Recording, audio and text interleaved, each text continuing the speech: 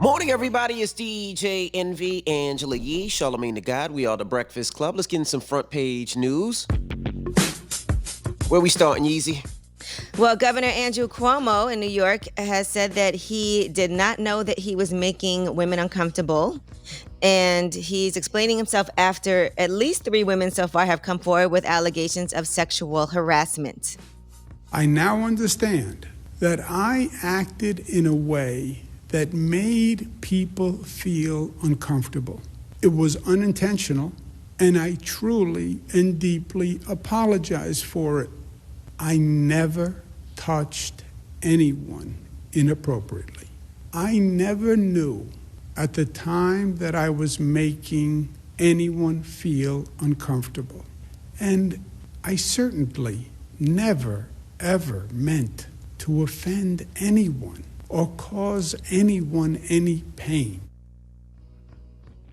Now, as far as whether or not he plans to step down, as some people are calling for, here's what he had to say. I'm not going to resign. I work for the people of the state of New York. They elected me, and I'm going to serve the people of the state of New York. And by the way, we have a full plate. We have COVID. We have rebuilding. We have to do vaccines. So no, I'm going to do the job the people of the state elected me to do. Yeah, I really want to know how they decide who they want to resign or not. Like, it's very hard to call for Andrew Cuomo to resign if you voted and supported Joe Biden. Like, I voted for Joe Biden. You know, but President Biden had more serious accusations leveled against him than Cuomo. When there was people telling Joe Biden to drop out of the race, he didn't. That is true. He apologized, and he pledged to respect women's personal space. He denied the rape allegations, and he kept it moving. So I just want to know what's the difference with Cuomo. Like, why is Cuomo being asked to resign? And it's interesting that right now there's a mayoral race going on in New York City.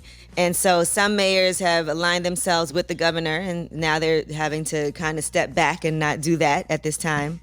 So we'll see how that plays out. And what about the nursing home story with Cuomo? That just went away. It's like the media forgot about those old people the way Cuomo did. It's like, what happened? Yeah, and that's something that's still under investigation, too. They're doing an independent investigation on that as well. It's just not being talked about as much right now. Now, as far as the woman that there was the picture of him like grabbing her face, and she says that he kissed her on the cheek and he made an unwanted advance toward her, Anna Rutch, that was in 2019 at a wedding. Cuomo did say that it's a customary way of greeting for him, you know, where you kiss people on the cheek, and he did apologize for that as well. But he said he's not ashamed of anything he's done in public life. He said you can find hundreds of pictures of me making the same gesture with hundreds of people, women, men, children, etc. So we'll see how this all plays out. That is, yeah. I mean, you know, some people do that. Like they kiss you on both cheeks, and I feel like, you know, Italians. I thought that was an Italian thing. Yeah, so I don't know. But it could be awkward. So now I'm sure moving forward, people got to think twice about doing things like that. All right, now let's talk about the Toronto Raptors. They had to face the Detroit Pistons last night, and unfortunately for them, they had a skeleton roster. Apparently, there was a COVID-19 outbreak, and they said that was caused by the coaches' bad mask etiquette.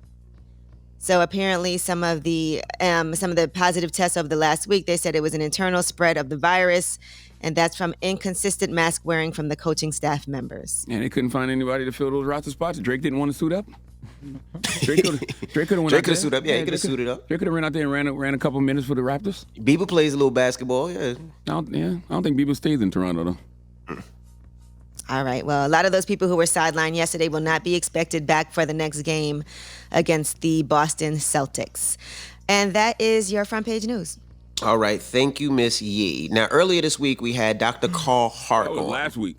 It was last week. We had Dr. Carlhart on, and Dr. Carlhart, what is his profession? I know he's a doctor. He's a professor at Columbia University, but he is a neuroscientist. He's a neuroscientist and psychologist, and he studies the behavior and neuropharmacological effects of psychoactive drugs in humans. That's what correct. So he's a professor at Columbia University. Mm-hmm. Yeah, so that now he just doesn't talk about it. He actually uses the drugs, I guess, to be thorough with his investigation and be thorough with his reports. Yeah, he's a research scientist. So, but he also says he does it for his work-life balance. He says there's nothing he enjoys more than sitting by the fireplace and doing a line of heroin.